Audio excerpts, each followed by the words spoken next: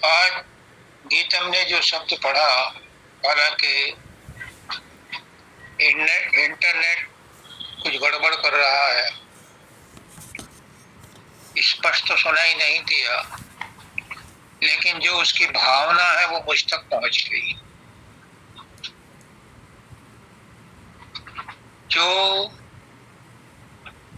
आत्मा से आत्मा को संदेश देना है वो मुझ तक पहुंच गया। और ये सही भी है जो उसने कहा है, ये उसके दिल की पुकार है और उसके ही नहीं, यहाँ पर मौजूद सभी के दिल की पुकार यही है कि बहुत हो गया, बस बहुत धक्के खा लिए, अब इन दुखों से छुटकारा मिले, इस जीवन से हमेशा हमेशा के लिए छुटकारा मिले। क्योंकि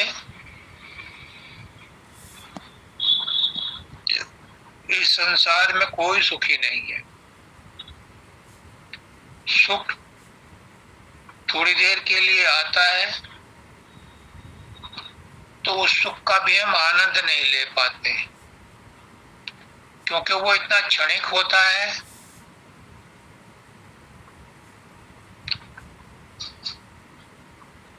कि उसका आनंद लेना ही भूल जाते हैं। पहले तो ये खतरा रहता है कि आनंद चलाना, पहले तो उसको आनंद को प्राप्त करने में, सुख को प्राप्त करने में दिन रात एक करते हैं, दुखी दुख झेलते रहते हैं। क्षण भर के लिए सुख आता भी है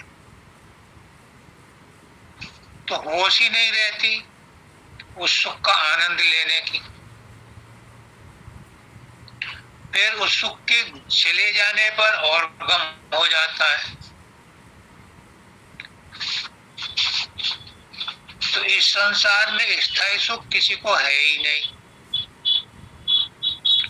और ये परमात्मा ने जानबूझ के बनाया है कि यहाँ किसी को स्थायी सुख नहीं मिलना, अगर मिल गया तो वो यहीं रह जाएगा।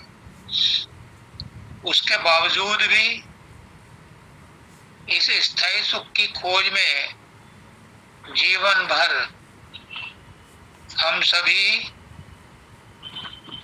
तड़पते रहते हैं, रात दिन मेहनत करते हैं, मजदूरी करते हैं, तिकड़म करते हैं, लेकिन सुखी कोई नहीं है, क्योंकि सुख इस संसार में है ही नहीं, स्थायी सुख यहाँ है ही नहीं। फिर पूछो कहाँ है स्थायी सुख?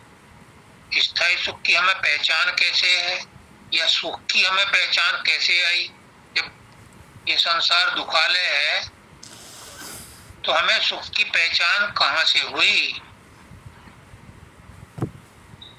इसका कारण है कि हम जहां से आए हैं वो देश पूर्णानंद का है, वो देश खुशियों का है, सुख का है, वहां सुख ही सुख है। उस देश में दुख नाम की चीज नहीं है। वो देश जहां से हम आए हैं वो स्थायी सुख का देश है, पूर्ण आनंद का देश है। वहां सारी आत्माएं, सारी सुरतें पूर्ण आनंद में रहती हैं। तो उसी का अनुभव हमें है, इसलिए हम इस संसार में भी वही सुख ढूंढते हैं, पर संसार में सुख नहीं है, अपने देश वापस जाने में ही है। तो इसके लिए गीतम ने कहा कि आया शरण में तेरी, रख लाज मेरी प्यारे।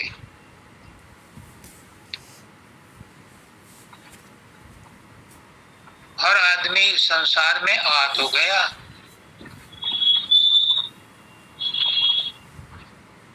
लेकिन क्यों आया है उसे पता नहीं, कहां से आया है वो पता नहीं, उसका नाम क्या है उसे पता नहीं।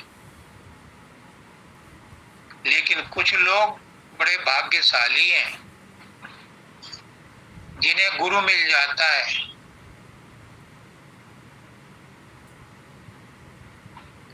उनको गुरु बताता है कि जो तेरा नाम है, ये नाम तो संसार ने रखा है। ऐसे तो हजारों करोड़ों अरबों खरबों नाम तेरे अब तक रखे जा चुके हैं। हजारों अरबों खरबों तेरे माता पिता हो चुके हैं। कोई घर ऐसा नहीं है जहां पर तू जन्मा ना हो। हर जन्म में तेरा नाम और पता ही बदलता है। तू वही का वही रहता है। अब मैं तुझे बताता हूँ कि तू कहाँ का रहने वाला है, तेरा नाम क्या है। गुरु कहता है कि तेरा नाम सूरत है। तू राधा स्वामी धाम से या सतलोक से आई है। क्यों आई है? यहाँ सैर करने के लिए आई है, घूमने के लिए आई है, पिकनिक मनाने आई है।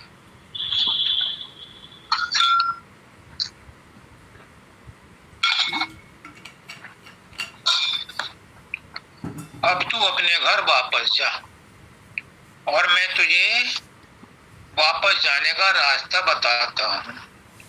और वो रास्ता बताता है सूरत शब्द योग का, कि इस रास्ते से तू अपने सारी चेतना को जो शरीर में फैली हुई है, तीसरे तिल पर लाकर इकट्ठी कर। उसका वो तरीका बताता है और कहता है कि इस तीसरे तिल पर अपनी चेतना को ला करके सुमरन ध्यान के द्वारा जिस गुरु ने नाम दिया है उसका रूप बना करके यहाँ पर ठहरो। जब यहाँ पर ठहरते हैं तो जहाँ पर भी वो सूरत ठहरती है वहां पर कुछ उसे अनुभव होता है। तो यहाँ पर उसे प्रकाश और शब्द का अनुभव होता है। फिर गुरु कहता है कि अब तुम सहजल कमल में चलो। वहां पर मंदिर की घंटियां, शंख और भिन्न भिन्न तरह की आवाजें सुनाई पड़ेंगी। जैसे ही अभ्यासी उनके कहने से सहजल कमल में पहुंचने की तैयारी करता है, ये ब्रह्मांड का नाका है, पहला पड़ाव है, तो उसके अंदर एक नई ताजगी आती है, नई स्फूर्ति आती है। उसके काल कर्म हल्के होने शुरू हो जाते हैं। उसका मन उसके बस में आना शुरू हो जाता है। जब वो इस रास्ते पर आगे और चलता है उसे मजा आता है। तो वो बंकनाल से होकर के त्रिकुटी में पहुंचता है। त्रिकुटी में उसे और ज्यादा सुकून मिलता है। वहां पर गुरु का रेडियंट रूप, नूरानी रूप नजर आता है। वहां पर शांति नजर आती है। वहां पर मन अपने घर, अपने जन्म स्थान में पहुंच जाता है, क्योंकि ये ब्रह्म का स्थान है, ब्रह्मंडी मन का स्थान है। यहाँ पर सूरत और मन, सूरत चैतन्य है और मन जड़ है। तो मन की अकड़ खत्म होते ही, जकड़ खत्म होते ही सूरत इसके फंदे से निकल करके शून्य में पहुंच जाती। शून्य में पहुंच करके सूरत को अपनी असलियत का एहसास होने लगता है।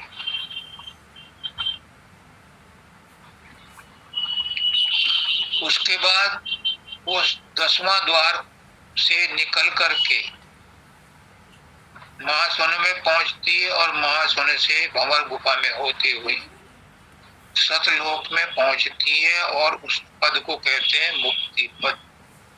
चौथा पद नाम की अवस्था। उसके बहुत से नाम हैं, लेकिन वो अपने आप में गुम होने की अवस्था है। अब मुक्ति क्या है? जब तक मुक्ति की अवस्था को आप नहीं समझोगे,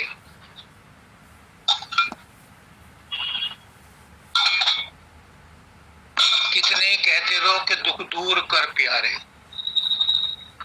दुख दूर नहीं होगा। दुख दूर एक ही हालत में हो सकता है कि आप अपने घर पहुंच जाओ, ना कोई किसी प्रकार का दुख नहीं।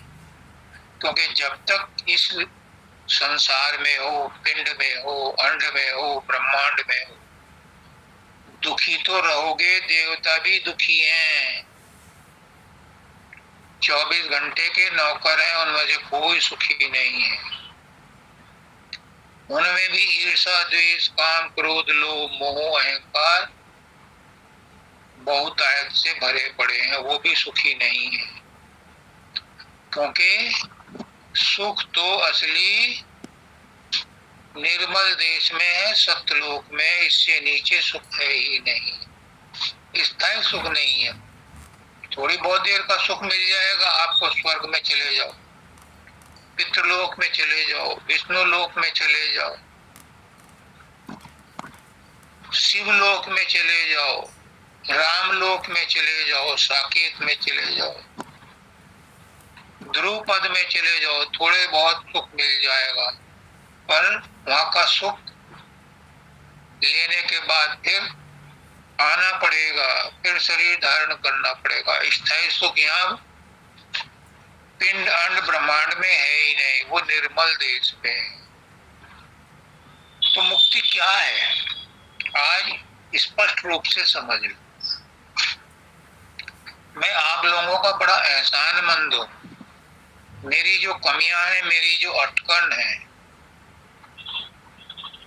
मेरे जो भ्रम है, वो आप लोगों की बदौलत दूर हो रहे हैं। इसलिए मैं आप सबको गुरु मानता हूं।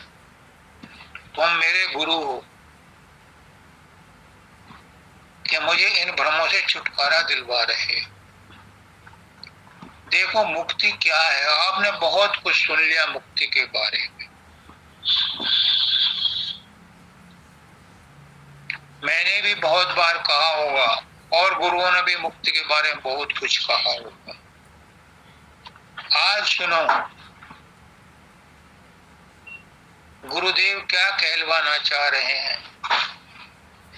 मुझे कुछ नहीं पता, आपकी डिमांड गुरु तक पहुंची है और वहां से उसका जवाब आया है। इसलिए मैं आप लोगों का शुक्रगुजार हूं, एहसानमंद।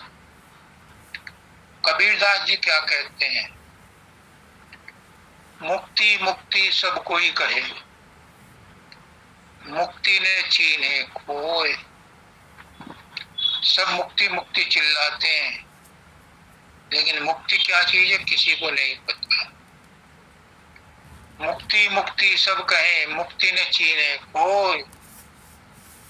अपने से जो पृथक है, मुक्ति ताहि तज होय। आज तक किसी ने ये बात नहीं बताई। आपकी डिमांड से ये बात ब्रह्मांड में गई, ये सतलोक में गई, ये अलग अगम अनामी देश में गई, राधा स्वामी धाम में गई। वहां से गुरु ने आज कहलवाया क्या? कि तुम मुक्ति के पीछे पागल हो रहे हो, बावले हो रहे हो। मुक्ति कोई ऐसी चीज नहीं है जो बाजार से ला करके आपको दे दी जाए।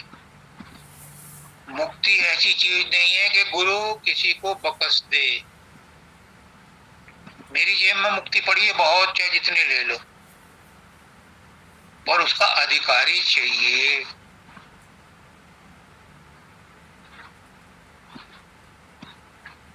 कौन है मुक्ति का अधिकारी?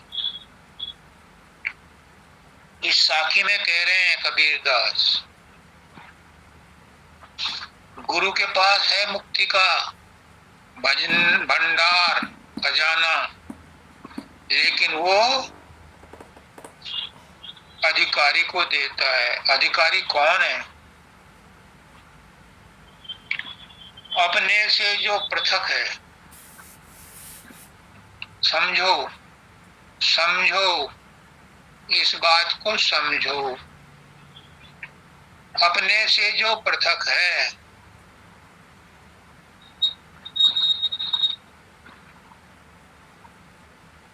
उसको छोड़ दो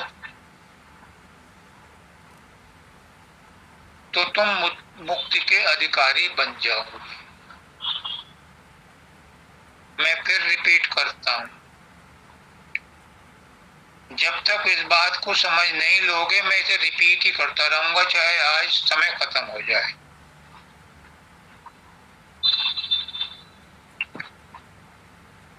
अपने से जो पृथक है उसे छोड़ दो तो तुम मुक्ति के अधिकारी हो जाओगे। अब मैं आपसे पूछता हूं कि तुम मुक्ति मांगते हो, सब मुक्ति चाहते हैं, और मैं भी कहता हूं कि तुमको इसी जन्म में मुक्ति मिलेगी और थोक में मिलेगी। अब के मालिक की ऐसी ही मौज है कि सबको मुक्ति मिलेगी, लेकिन शर्त है कि अपने से जो पृथक है उसे छोड़ दो। क्या फर्क पड़ता है तुम्हें? अपने से जो पृथक है, कौन सी मुसीबत है जो अपने से पृथक है, जो हमारा है नहीं। अरे भाई, अगर मैं तुमसे ये कहूं कि तुम अपनी कोई चीज मुझे दे दो, तो तुम्हें देते हुए झिझक होगी, दुख होगा, कष्ट होगा, परेशानी होगी, क्योंकि तुम्हारी अपनी चीज है। मैं तो मांग ही नहीं रहा, मैं तो वो कह रहा हूं जो तुम्हारी नहीं है उसे छोड़ दो तो तुम मुक्ति के अधिकारी हो जाओगे।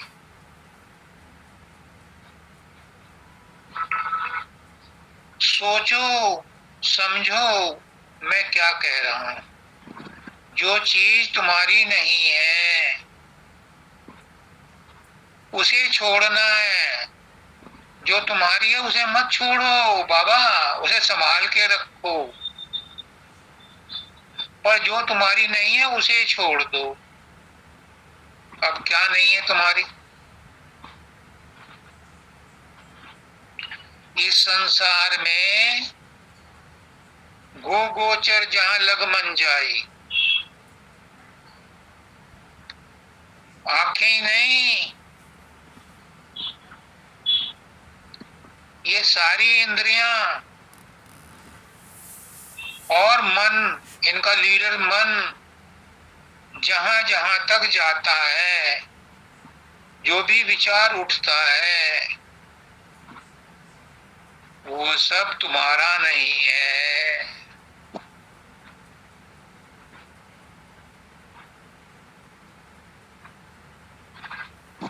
उसे ही छोड़ना है। अब तुम कहोगे इतना लंबा चौड़ा हम कैसे छोड़ें, हम अधिकारी कैसे बने? क्यों भाई, जब आए थे कुछ साथ लाए थे, मुट्ठी बांधे आता है और हाथ पसारे जाए। जब जाओगे तो खुले हाथ होंगे, कफन में जेब भी नहीं होगी, क्या ले जाओगे?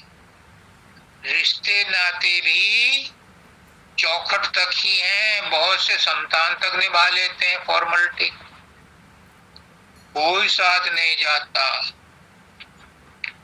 तो ये सब अपना नहीं है, संसार में शरीर भी अपना नहीं है। अगर शरीर अपना होता तो साथ क्यों छोड़ता?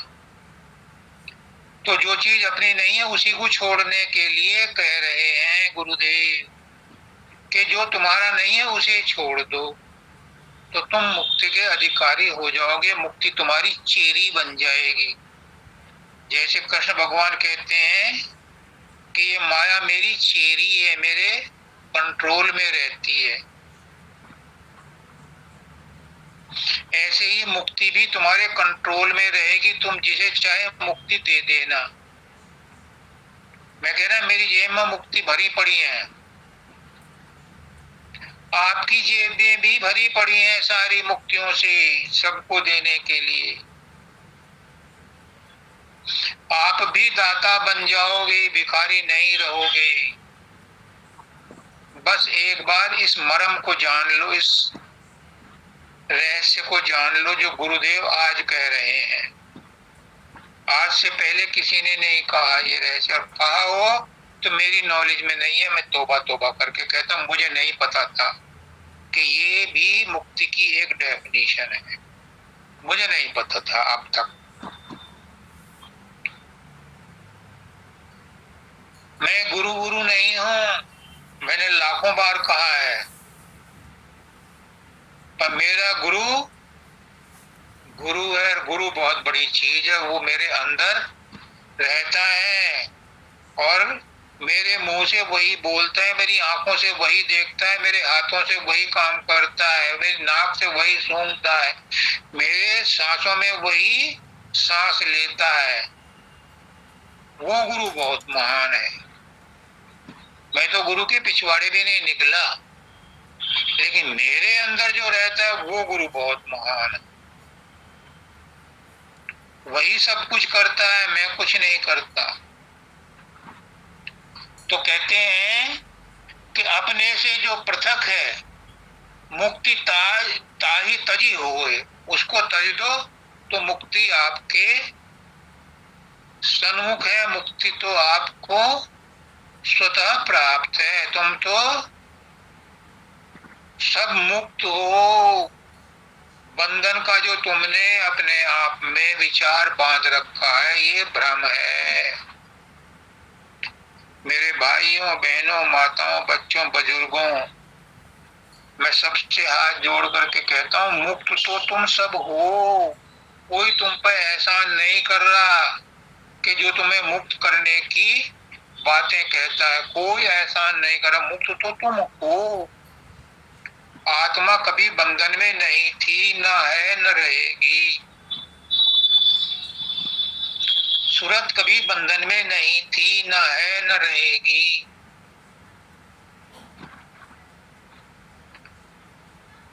ये तो हमारे भ्रम हैं जो मन ने पैदा कर रखे हैं, गिलाफ चढ़ा रखे हैं हमारे बुद्धि पर, हमारे विवेक पर, हमारी आत्मा पर इतने खोल चढ़ा रखे हैं कि हम अपने आप को बंधुआ मान रहे हैं, जबकि बंधन तो है ही नहीं। आत्मा कभी बंधन में हो ही नहीं सकती, सूरत कभी बंधन में हो ही नहीं सकती। जब तक वो मन के साथ है तब तक वो महसूस करती है, उसे भास होता है कि वो बंधन में है। और ये भास होना, ये प्रतीति, ये प्रतीत भ्रम है। तुम कोई बंधन में नहीं हो, तुम आजाद हो। क्यों क्यों क्यों? मोटी सी बात है, बड़े हौसले की बात है, बड़ी खुशी की बात है, बड़ी आनंद की बात है। आप सबके चेहरे खिल जाएंगे। क्या? कि आत्मा ही परमात्मा है। पुष्पनाथ जी कहते हैं कि परमात्मा ने ही कहा था मैं एक से अनेक हो जाऊं, तो अनेक आत्माएं परमात्मा ही हैं। और परमात्मा कभी बंधन में हो नहीं सकता, रह नहीं सकता।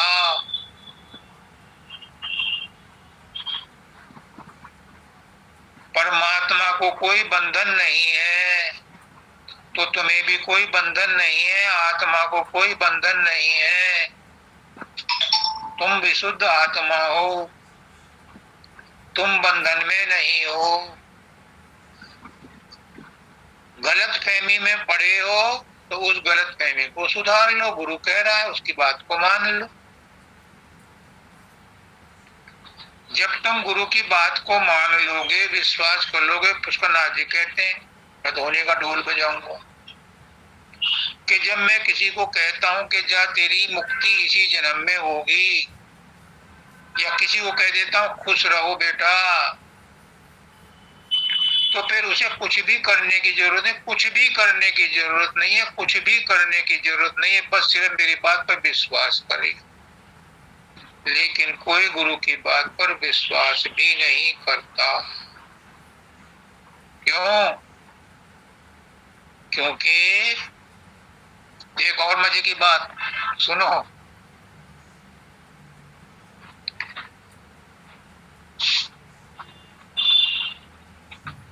एक तुम्हारा ध्यान बहुत सीरियस टॉपिक हो गया है, उसे थोड़ा सा लाइट करके बताता हूं, ताकि वो बात अंदर में चुभ जाए, बैठ जाए और तुम्हें मेरी बात पर विश्वास हो जाए। क्या?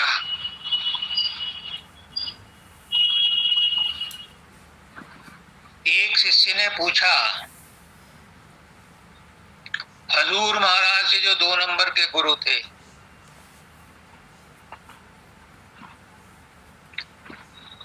कि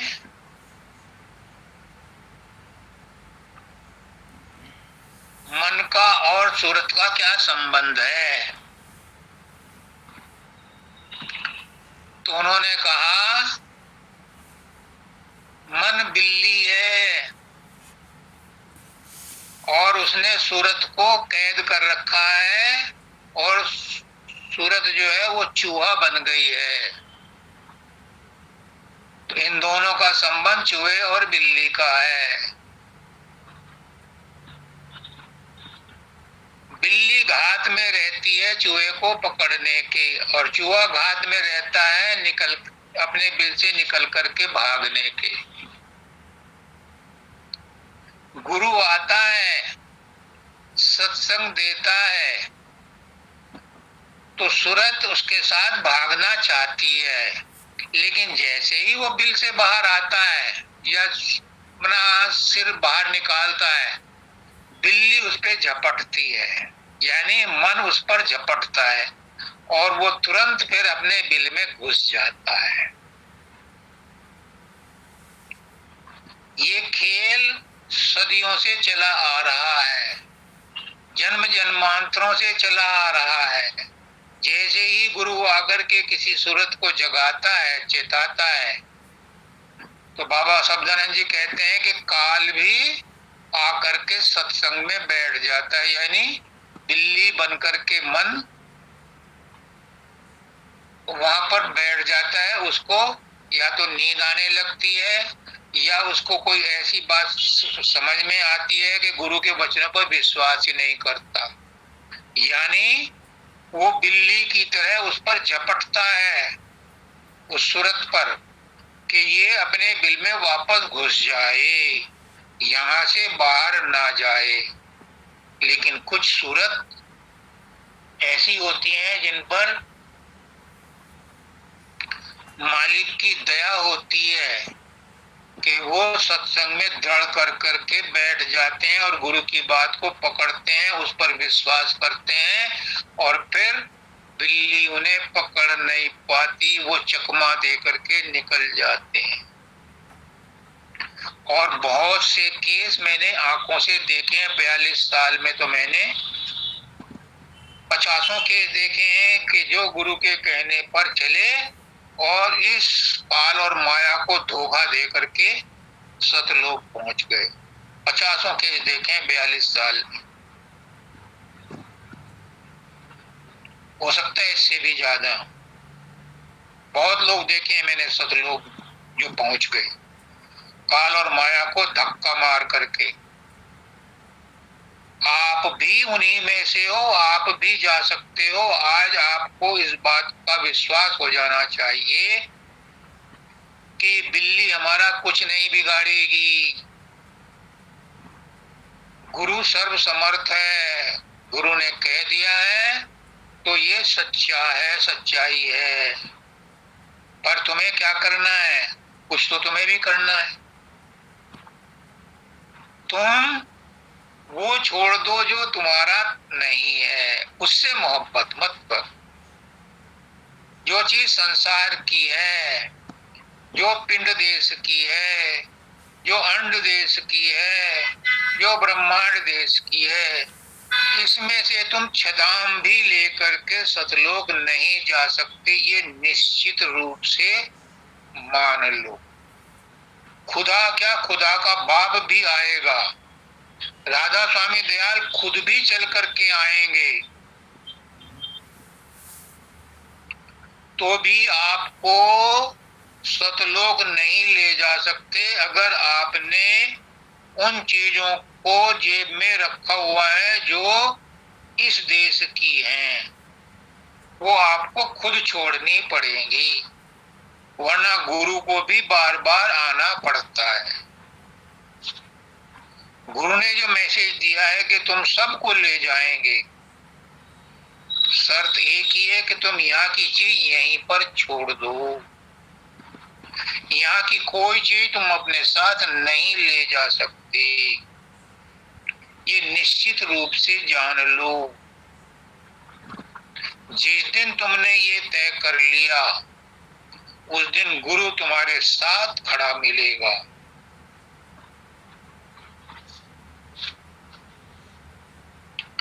मुक्ति ऐसी चीज है, सबको छोड़ के होए और जब तक राखे अन्य को तब तक तेही को खोए। मुक्ति वो चीज है जो सबको छोड़ने के बाद मिलती है। सब कुछ छोड़ दो तो तुम मुक्त हो, बंधन तो कुछ चाहने से है। तुम्हारे अंदर कोई चाहत है तो बंधन है, अगर चाहत नहीं है तो तुम बंधन में नहीं हो। जो अन्य है, जो हमसे बिलोंग नहीं करता, जो हमारा नहीं है, हमारा अपना क्या? अच्छा छोड़ो यार, बहुत हो गया, किचर पिचर किचर पचर करते बहुत देर हो गई,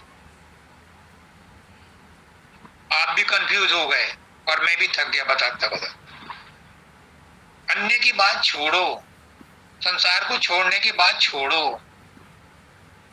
तुम ये समझ लो कि तुम क्या हो, तुम्हारा अपना क्या है, बस इतनी सी बात तो समझ लो कि तुम्हारा अपना क्या है, उसे अपने साथ ले लो, बस छोड़ो।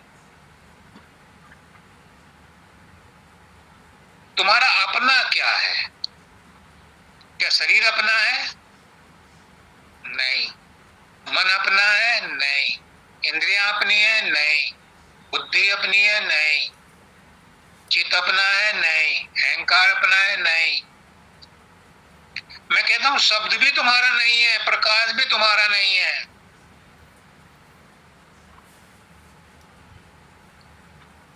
घर गृहस्थी बाल बच्चे परिवार संसार भी तुम्हारा नहीं है। तुम्हारा अपना है क्या? तुम्हारा अपना तुम्हारी अपनी आत्मा है, और वो तुम्हारी नहीं है। माफ करना, वो तुम्हारी नहीं है, वो परमात्मा की, तुम्हारा कुछ भी नहीं है। वो आत्मा तो परमात्मा की है, तो परमात्मा की आत्मा को परमात्मा के पास रहने दो यार, काहे झंझट में पड़े हो।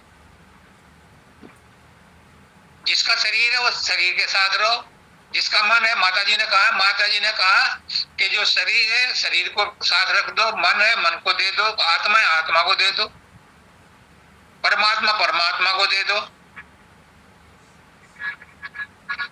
तो तुम निर्लिप्त रहो, तुम किसी के साथ मत लगो, तुम आत्मा हो, परमात्मा के हो, तुम्हारा तो अपना कुछ भी नहीं है,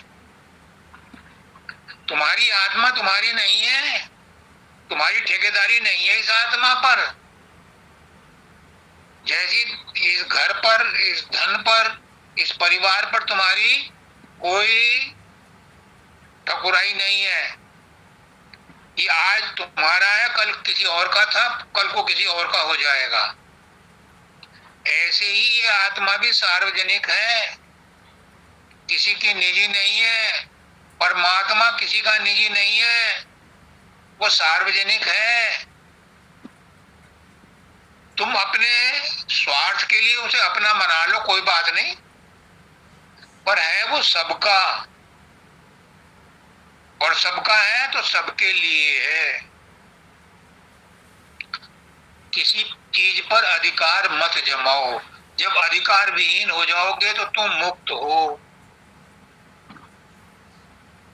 कितने तरीके से बताऊं कि तुम मुक्त हो, क्योंकि तुम किसी चीज के बंधन में हो ही नहीं, आत्मा बंधन में हो ही नहीं सकती, आत्मा पर मैल चढ़ ही नहीं सकता।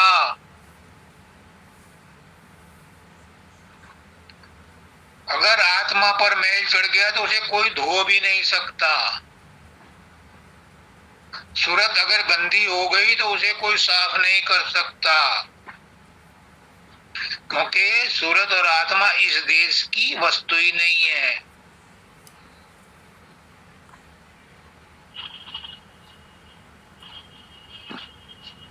इन पर दोष लग ही नहीं सकता, इनमें कमी आ ही नहीं सकती। हाँ, ये इस मिलावट के साथ पिंड अंड ब्रह्मांड में जो भी मिलावटी चीजें हैं, प्रकृति है, माया है, इनके साथ रहते हुए खेल खेल रही है, अपने आप को अपूर्ण महसूस कर रही है। ये भ्रम मिटा दो, और गुरु ये भ्रम मिटाने ही आया है, उसकी बात को मान लो। या तो अपने आप करके देख लो, या गुरु की बात को मान लो। मानव दयाल जी ने मुझे कहा कि कुछ लोग दूसरों का कहना मान लेते हैं, कुछ अपने आप एफर्ट्स करके खुद तजुर्बा करते हैं, तब उस बात को मानते हैं। और कुछ लोग न गुरु की बात मानते हैं, न अपना तजुर्बा करते हैं, सिर्फ एक रट लगाए रहते हैं, भ्रम में फंसे रहते हैं, तो उनका उद्धार नहीं होता। गुरु की बात मान लो या अपना तजुर्बा करके देख लो। जब तक न देखो अपने ने ना, तब तक न मानो गुरु के बहना, स्वामी जी महाराज भी कहते हैं। तो अपना तजुर्बा करके देख लो कि तुम्हारा अपना क्या है।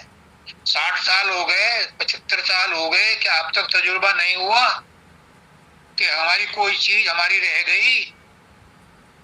हमारा शरीर भी घटता बढ़ता रहता है, इसमें भी रोग लग जाते हैं। क्या ये हमारा अपना है? क्या हमारे रिश्तेदार इतने थे जिनको हम बहुत प्रेम करते थे, वो रह गए? कोई नहीं रहा, क्योंकि वो शरीर थी।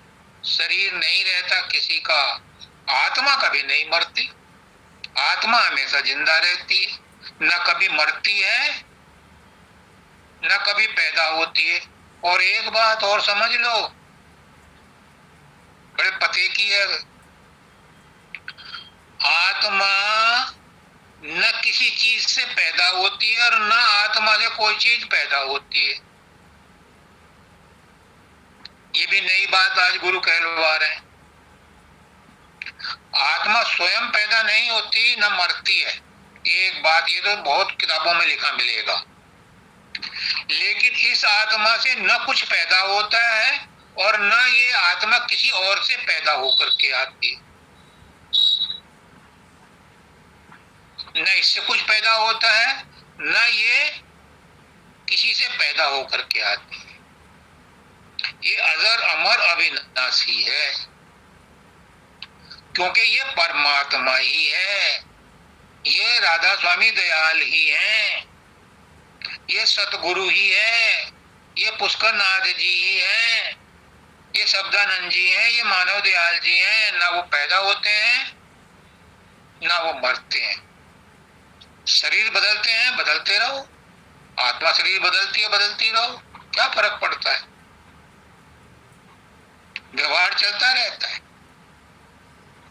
लेकिन जो मुक्त आत्मा हो जाती है उसे शरीर धारण करने की जरूरत ही नहीं है।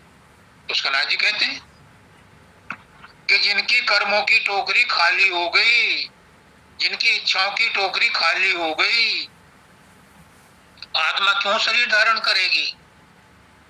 आत्मा शरीर इसलिए धारण करती है कि इच्छाओं की और कर्मों के भुगतान करने बाकी हैं और वो शरीर के द्वारा होते हैं। तो जब उसके अकाउंट में बैलेंस ही नहीं है तो वो क्यों शरीर धारण करेगा? वो आत्मा यहां से सतलोक पहुंच जाती है, और सतलोक कोई ज्योग्राफिकल एरिया नहीं है, कोई ज्योग्राफिकल एरिया नहीं। ये तो समझाने बुझाने के लिए कहा गया। अलग अगम अनामी भी कोई ज्योग्राफिकल एरिया नहीं है, समझाने बुझाने के लिए कहा जाता है। सब कुछ सब जगह ज्यों का त्यों है, क्योंकि जो सर्वव्यापी है वो कहाँ रहेगा? सब जगह तो वही है। आत्मा तो सर्वव्यापी है, वो कहाँ नहीं है? वो सब जगह है। तो उसे कहाँ जाना है? कहीं नहीं जाना। जाने आने का सवाल तो पिंड देश में, अंड देश में और ब्रह्मांड में है। निर्मल देश में कोई परिवर्तन नहीं होता, कोई समय नहीं होता, वो टाइमलेस जोन है। वहां तो सब चीजें अपने आप में व्यवस्थित हैं, अवस्थित हैं, स्थित हैं, एक रस है। वहां आने जाने का कोई प्रश्न ही नहीं पैदा होता। वहां डिस्टेंस नहीं है, क्योंकि समय नहीं है। समय है ही नहीं। समय तो इन्हीं तीन देहों में है, अंड में, पिंड में, ब्रह्मांड में। निर्मल देश में कोई जगह नहीं है। एक चीज और बतानी थी, लगे हाथ, कि सच क्या है और झूठ क्या है, सत्य क्या है, असत क्या है। पुष्करनाथ जी ने बहुत बार समझाया, सब गुरुओं ने बहुत समझाया कि इन आंखों से जो दिखाई देता है वो असत है, और जो सत है वो इन आंखों से नहीं दिखाई देता। बिल्कुल सही है। तुलसीदास जी भी कहते हैं, गो गोचर जहां लग मन जाई, सब मायाकृत जानव भाई। सब माया है, और जो असली चीज है वो इन आंखों से दिखाई नहीं देती। अब वो क्या है?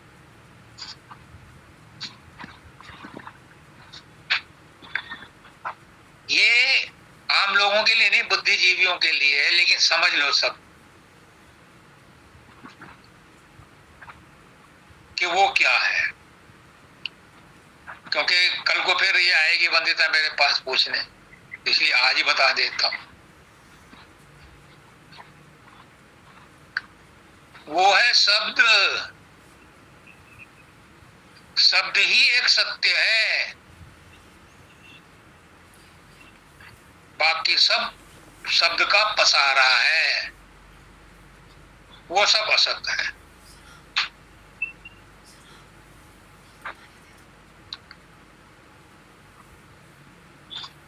जो शब्द आपके अंदर में हो रहा है,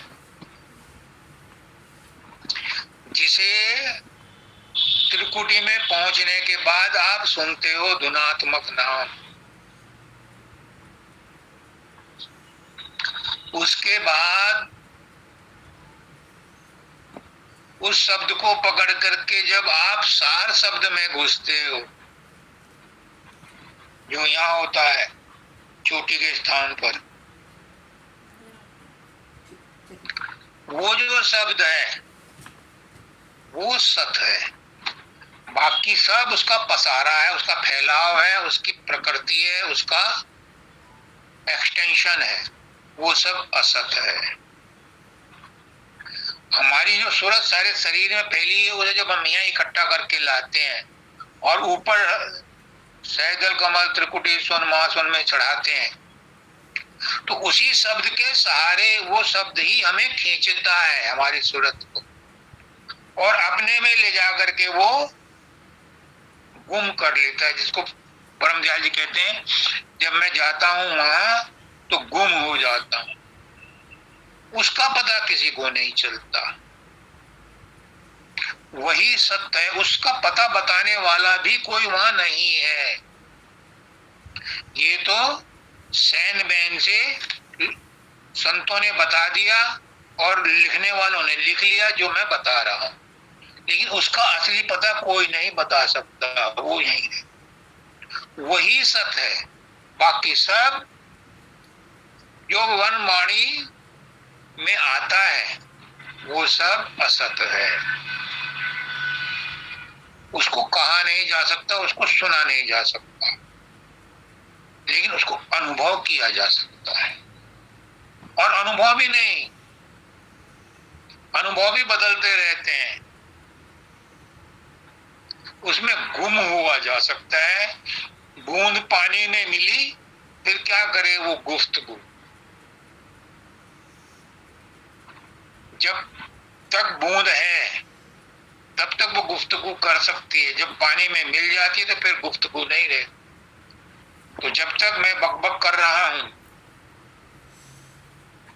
जब मैं उसमें घुस जाऊंगा तो बकबक भी बंद हो जाएगी।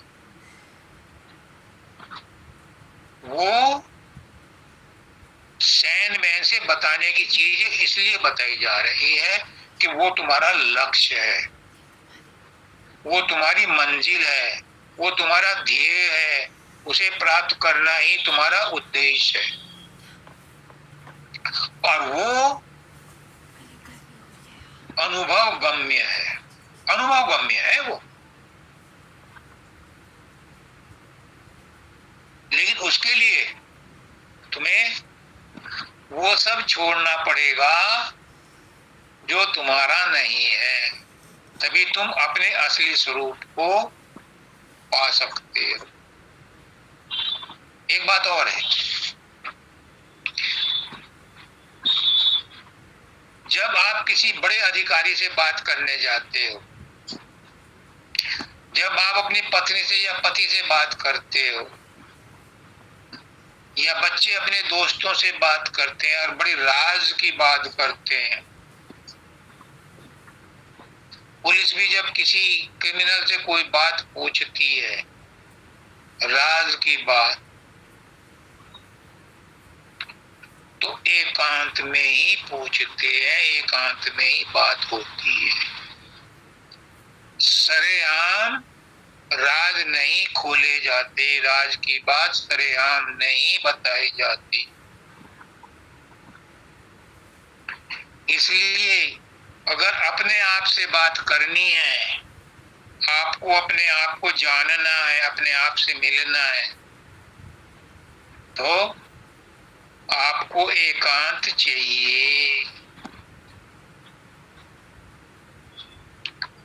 इसका मतलब है कि जब आप अपने अंदर में अपने आप से मिलो, यानी सुमरन ध्यान भजन करो, गुरु का रूप बनाओ, शब्द को सुनो, अनहद नाद को सुनो, तब तब तब क्या नहीं करना, कोई विचार गैर नहीं होना चाहिए। अगर गैर विचार हो गया, उस समय आ गया, मन लाएगा, क्योंकि चूहे बिल्ली का खेल है, मन लाएगा तो तुम उसे अपना नहीं है ये समझ के अवॉइड कर, तब तो तुम अपनी मंजिल पर पहुंच जाओ।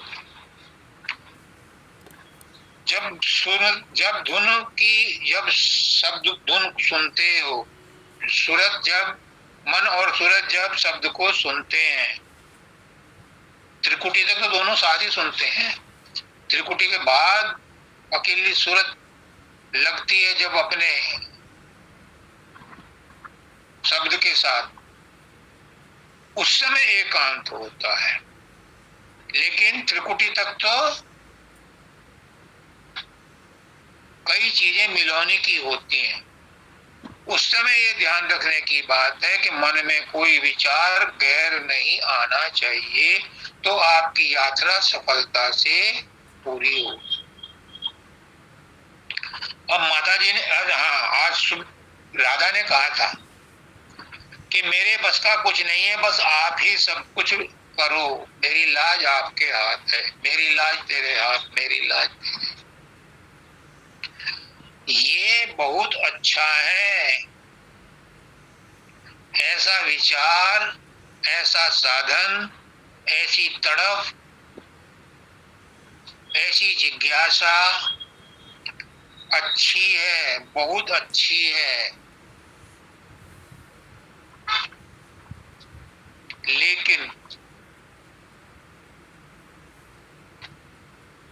ये मान के चलो कि जो अब तक हो गया उसे तो भूल जाओ, उन्हें तो मत याद करो, गुरु तो तुम्हें ले जाएगा, आया ही ले जाने के लिए। तुमने कहा मेरी लाज तुम्हारे हाथ है, मेरी आपकी लाज गुरु के हाथ में है, गुरु निभाएगा, लाज रखेगा, योग क्षेमम वहाम्यहम, वो योग क्षेम का वहन करेगा। लेकिन तुम पुरानी बातों को तो भूल जाओ, उन्हें तो मत याद करो, उन्हें तो रिपीट मत करो, उन्हें तो बार बार सामने ला करके गुरु को गाली मत दो। जो तुम्हारे साथ बीत गया वो बीत गया, अब तुमने कहा कि मेरी लाज तेरे हाथ, जिसके हाथ में तुम अपनी लाज दे रहे हो अब उसे याद करो, बाकी कुछ भूल जाओ सब। मैं गारंटी देता हूं फिर उसका कुछ नहीं बिगड़ सकता, वो परली तरफ जाएगा, उसको अभी मुक्ति मिलेगी। पर शर्त ये है कि जितने भी अब तक के कर्म हैं उन्हें भूल जाओ, तुम्हारी लाज गुरु के हाथ में है, गुरु बचा लेगा।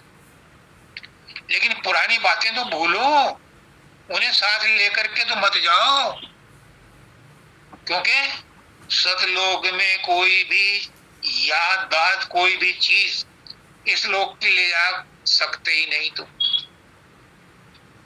तुम ये भी कहते हो कि मेरी लाज तेरे हाथ, जब तुम्हारी लाज गुरु के हाथ में तुमने सौंप दी, तो फिर संसार की बातें क्यों गुरु के साथ में लाते हो, क्यों पुरानी बातों को साथ लेकर के गुरु के पास जाते हो? जब सूरत त्रिकुटी से शून्य में जाती है तो नंगी होके जाती है, कोई मैल उसके ऊपर नहीं चढ़ा होता। सारा ब्रह्मांड का जितना भी मैल है वो छोड़ करके तब जाती है शून्य में, और शून्य में है 10वां द्वार, उनको 10वां द्वार, जब उस 10वें द्वार को पार कर जाती है तो वो निर्बल देश के क्षेत्र में पहुंच जाती है। फिर उसकी लाज गुरु के हाथ, उसकी लाज गुरु के हाथ, उसकी लाज गुरु के हाथ। तो अगर तुम्हें अपनी लाज गुरु के हाथ में देनी है तो अपना सब कुछ भूलना पड़ेगा, जो अब तक तुमने किया उसे भूल जाओ। माता जी ने कहा कि संसार में आना जाना क्यों पड़ता है। सत्य क्या है और असत्य क्या है तो बता दिया मैंने। संसार में क्यों आना जाना पड़ता है, समझ लो, 1% की बात, लाख टके की बात। संसार में आना जाना सिर्फ इसलिए पड़ता है क्योंकि हमारे अंदर अभी वासनाएं भरी पड़ी हैं। जब ये वासनाएं खत्म हो जाएंगी तो संसार से आना जाना खत्म हो जाए। पहली बार तो हम आए थे उस मालिक की मौत से कि जाओ मेरा चमन देख के आओ, और यहाँ आने के बाद हम अपनी वासनाओं से इस संसार में उलझे पड़े हैं। हमें रोकने वाला कोई नहीं है, हमारी वासनाएं ही रोकती हैं। उनमें ही इतनी गुरुत्वाकर्षण शक्ति है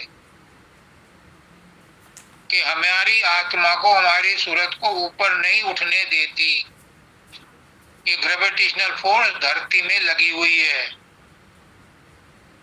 और प्लेनेट में भी होगी, उनकी वहां की होगी। लेकिन अगर हमारे आत्मा पर, हमारी सूरत पर कोई सांसारिक बोझ नहीं होगा, कोई वासना का बोझ नहीं होगा, तो संसार की कोई ताकत उसे नहीं रोक सकती। ये आशाएं, वासनाएं, इच्छाएं ही ये कर्मों के बंधन ही हमें खींच खींच करके वापस संसार में लाते हैं। पूर्ण में कोई कमी नहीं है, ये सीमित पने में ही कमी है। ये भी स्पष्ट रूप से समझ लो। माता जी ने बहुत अच्छी बात बताई, मैं उन्हीं की बात को आगे बढ़ा रहा हूं। आपकी आत्मा अपने आप को सीमित मान रही है अज्ञान के कारण, इसलिए उसमें कमी नजर आ रही है। उसे असीम के साथ मिलने दो, उसे परमात्मा के साथ मिलने दो, उसमें कोई कमी नहीं आएगी। बूंद को समुद्र में गिर जाने दो एक बार, फिर तुम ढूंढते रहिए, उस बूंद को नहीं पकड़ पाओगे। बड़े बड़े साइंटिस्ट और केमिकल इंजीनियर भी नहीं पकड़ पाएंगे उस बूंद को। एक बार उस बूंद को पानी में गिर जाने दो। मैं देखता हूँ कौन माई का लांग उस बूंद को छांट करके निकाल सकता है समुद्र से, नहीं निकाल। तो अपने सीमित पने के अंदर ही तुम अपने आप को बंधा हुआ बंधक मान रहे हो, जबकि तुम असीम हो। असीम में मिल जाओ, असीम में जुड़ जाओ। तुम असीम से जुड़े हुए हो, बस अपना भ्रम तोड़ दो। और गुरु ये भ्रम तोड़ने ही आता है। कैसे समझाऊं? तुम मेरा रास्ता आसान कर रहे हो, मुझे भ्रम थे तो इसलिए तुम्हारी वजह से मेरे भ्रम टूट रहे हैं। मैं आपका बड़ा शुक्रगुजार हूं कि आप मेरी मदद कर रहे हैं, इसलिए रिटर्न गिफ्ट में तुम्हें दे रहा हूं कि आप भी अपने आप को सीमित मानना छोड़ दो। तुम अजर अमर अविनाशी हो, तुम मुक्त हो, तुम परमात्मा ही हो, तुम असीम ही हो, तुम उसके पुत्र हो जो सर्वसमर्थ है। कैसे तुम कमजोर हो सकते हो? तुम तो उसके उत्तराधिकारी हो, तुम तो राजकुमार हो। तुम भिखारियों के लाइन में क्यों खड़े हो? पहचान लो अपने आप को, पहचान ले अपने आप को, तो इंसान खुदा है। जाहिर में गो खाक है मगर खाक नहीं। तुम दिखाई दे रहे हो, इस शरीर में बंधे हुए तुम बंधन में नहीं हो। करो अपने आप को आजाद, जोड़ो परमात्मा से। और परमात्मा दूर नहीं है, बाहर नहीं है, अंदर में ही है। जब यहाँ से चढ़ोगे तो शब्द जो है वो परमात्मा का रूप है, उस शब्द के साथ जुड़ जाओ तो तुम यहाँ पहुंच जाओगे, बात खत्म, कुछ नहीं करना। वो शब्द परमात्मा ही है, परमात्मा का और कोई रूप नहीं है। कहते हैं आत्म साक्षात्कार करना है। क्या किसका साक्षात करोगे, किसको मिलोगे, किसको ढूंढ रहे हो, कौन मिलेगा वहां? जिसके लिए इतने हथकंडे और इतना सत्संग सुन रहे हो, क्या मिलेगा? एक शब्द मिलेगा, और शब्द सबके अंदर है और 24 घंटे टनकार मार रहा है। उसके साथ अपनी सूरत लगा दो, अपना ध्यान लगा दो, अपना ख्याल लगा दो, अपनी रूह लगा दो, अपनी तवज्जो लगा दो। गुरु ने जो बताया उसके रास्ते पर चलो। लेकिन अपने मन को निर्मल किए बिना तुम ये काम नहीं कर सकते। तो मन को निर्मल करने के लिए छोटी छोटी बातों पर ध्यान दो, छोटी छोटी बातों पर गुस्सा नाराजगी बंद करो, चुगली किसी की करनी बंद करो, खुश रहना शुरू करो, कभी झींको मत, किसी में बुराई मत निकालो, किसी में कमी मत निकालो। कोई नुकसान कर देता है, कोई उल्टा सीधा बोल देता है, उसका धन्यवाद दो। अपने आप को जितना निर्मल बनाओगे, अपने आप को जितना सरल और स्वाभाविक बनाओगे, उतना ही आप अपनी आत्मा के नजदीक पहुंचते जाओगे। क्योंकि आत्मा हमारी सूरत शब्द के साथ तभी जुड़ सकती है जब वो निर्मल होगी। फिर इन्होंने एक और कहा कि साधारण और विशेष में क्या अंतर है। सबके अंदर परमात्मा है, लेकिन साधारण रूप में है। कोई किसी का फायदा नहीं उठा पा रहा, कोई भी नहीं उठा पा रहा अपने परमात्मा का फायदा। एक बंदा लाके मुझे खड़ा कर दो मेरे सामने, जो ये कहता हूं मेरे अंदर परमात्मा नहीं, हो ही नहीं सकता। सबके अंदर परमात्मा है, लेकिन वो साधारण रूप में है। इसलिए किसी की मदद नहीं हो रही, इसलिए किसी को मुक्ति नहीं मिल रही, क्योंकि वो साधारण रूप में। उसे विशेष में कन्वर्ट करो। जैसे दूध को बिलोते हैं,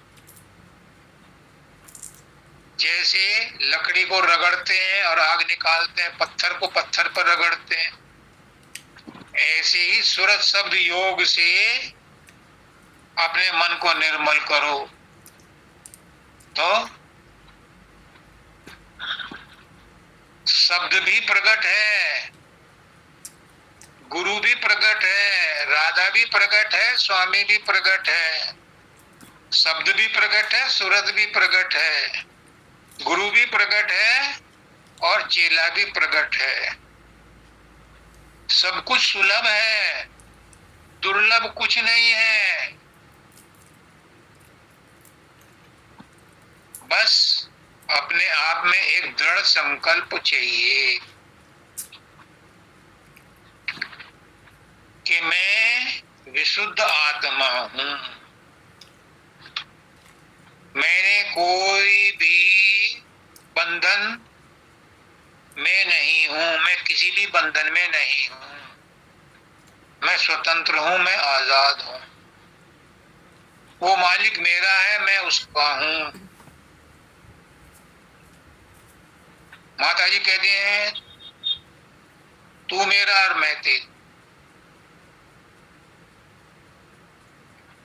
मैं तेरी और तुम मेरे, तुम्हारे अलावा कोई और न सहारे।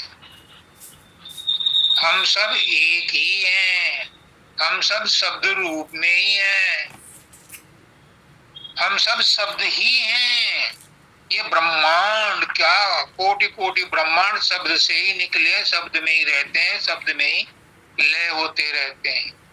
तो हम सब शब्द में हैं, शब्द मैं है। शब्द ही हैं, तो फिर कहाँ है बंधन, किसकी मुक्ति?